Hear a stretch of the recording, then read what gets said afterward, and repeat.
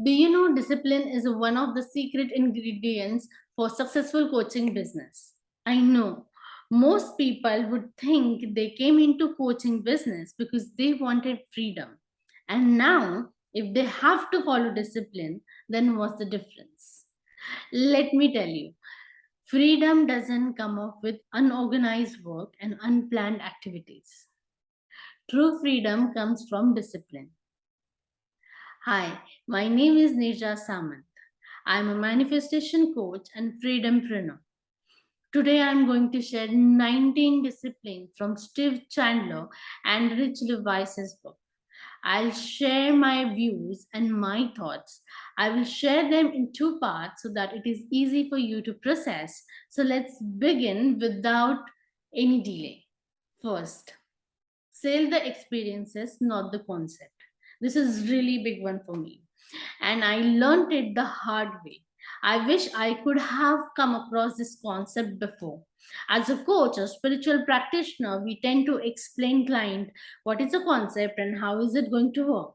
Honestly, explaining concept is good for the people who wanted to learn the skills and emerge as a professional, and not for the individuals who want to get better at their life. If you really want your clients to sign up for your programs, you need to sell them the outcome. Hence, niching is important. Second, no cold calling. This is a big no no for me.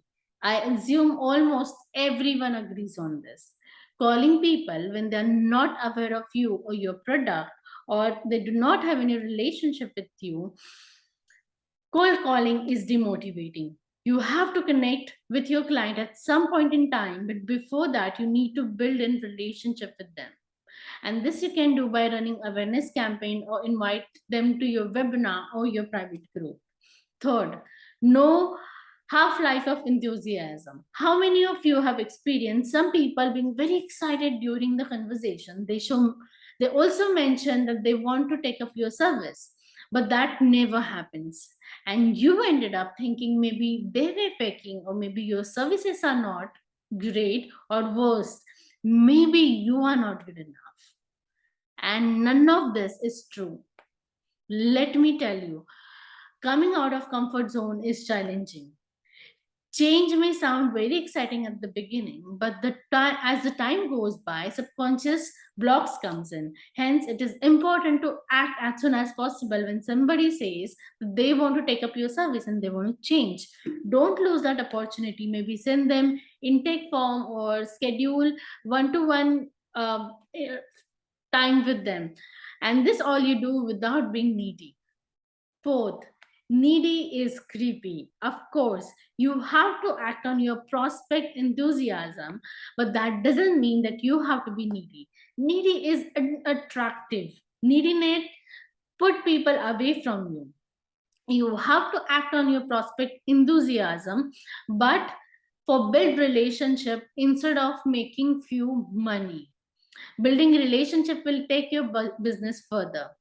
Fifth, don't use email. I know email marketing is a big thing, but there is a place where you can send email. When you specifically acquire new clients, you have to have a conversation instead of email. Of course, you need to send them email, some legal documents via email, but always back it up with the conversations. Sixth one, use conversation. Conversation help people to connect with you. It also help you as a coach to understand your market, their needs. You can build your relationship with your prospect. And remember, at the beginning, uh, this sounds very taxing, but in future this is going to give you good result. I remember one of my having a conversation with one of my prospect, and she said that, oh, but I'm really not ready to dive so deep and I'm not going to buy your service. And at that moment I told her that's totally fine. uh, we still can have a conversation, and if that conversation help you, I am more than happy. And we went ahead. She is not my client still, but she have given me a number of leads. And I'm literally not over exaggerating, but this is a fact. Seventh one is use certainty versus belief. In your conversation, it is important you speak from your experience and things that you are certain of instead of theories and what is belief true to be. Eighth, share stories and case histories. Remember, stories are inspirational. Share your own stories and some of your clients' stories. And these stories can be impactful for your prospect. Again, share experience instead of concept or the entire process you or your client went through. Nine, find the goal behind the client's goal. Trust me, if you do this, your clients are going to fall in love with you. For example, when your client says, I want to make my business to make million of profit every month, this is not a time you tell your clients, oh, that's great, let's work together. You ask them what they will get, once they will make that money. Maybe they will say they will feel powerful or they will feel free. And you will actually at that moment will get to know what is the pain point. And many times you also can create shortcuts for your client. This is very exciting, isn't it?